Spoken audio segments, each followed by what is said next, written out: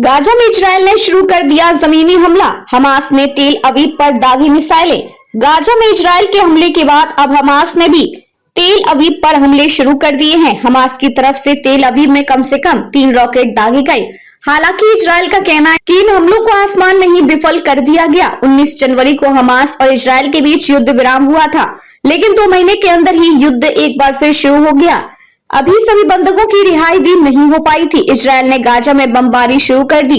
शुक्रवार को इजराइल की आंतरिक खुफिया एजेंसी के हेड शिन बेट को बर्खास्त कर दिया गया। बेंजामिन नेतन्याहू ने कहा कि उन्हें शिन बेट पर भरोसा नहीं रहा। हमास के 7 अक्टूबर के हमले के बाद वे सवालों के घेरे में आ गए थे।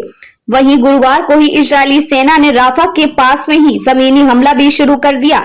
सेना ने हमास के ठिकानों को तबाह कर दिया। इजरायली सेना का कहना है कि मध्य और उत्तरी गाजा में हमला करेगा।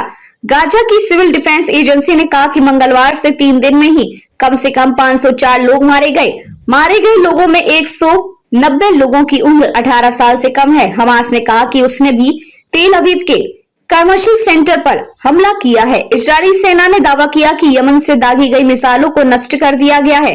हूती विद्रोही ने इजराइल पर हमला करने की कोशिश की थी। अमेरिकी राष्ट्रपति डोनाल्ड ट्रंप ने इजराइल के इस हमले का खुलकर समर्थन किया है। हाल ही में इजराइल की बमबारी में हमास के internal security agency chief Rashid जहाजो भी मारा गया है। अमेरिका का कहना है कि इजराइल सिर्फ आतंकियों को टारगेट कर रहा है, वे आम नागरिकों पर हमला नहीं कर रहा। इस बीच उत्तरी गाजा और दक्षिणी गाजा के बीच सलाउद्दीन रोड को भी बंद कर दिया गया है।